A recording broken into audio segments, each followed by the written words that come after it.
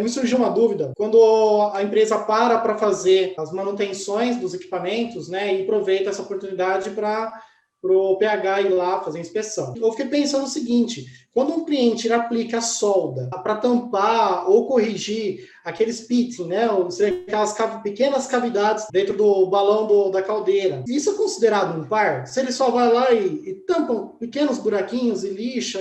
A norma NR13, ela fala que qualquer reparo feito com solda é considerado um par. Eu costumo dizer que o profissional habilitado, ele tem que conhecer um pouco de solda, ele tem que conhecer um pouco de metalurgia, ele tem que ser um cara multidisciplinar. Por quê? Porque imagina que você talvez não tenha entendido isso por uma base baixa em metalurgia. Apesar de na engenharia mecânica ter essa matéria, né? Talvez tenha algumas horas lá que fala sobre ciência dos materiais e tudo mais. Eu vou falando aqui, talvez você vai até lembrar da faculdade.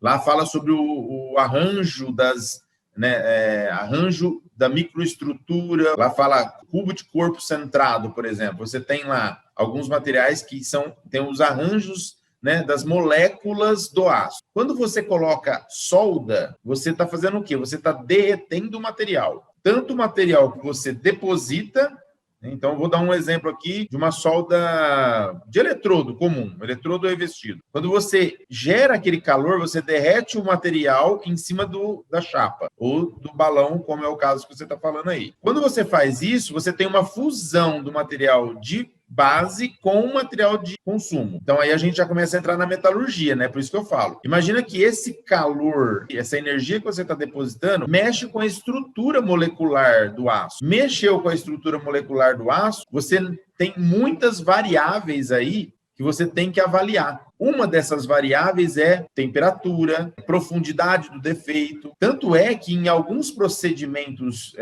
de soldagem, que a gente chama de EPS, né? Algumas EPS, que são as especificações dos procedimentos de soldagem, você, quando aplica o material, ela pergunta quanto de material você aplicou. Se você aplicar, por exemplo, 1 milímetro, talvez não precise de um alívio de tensões. Apenas um pré-aquecimento, né?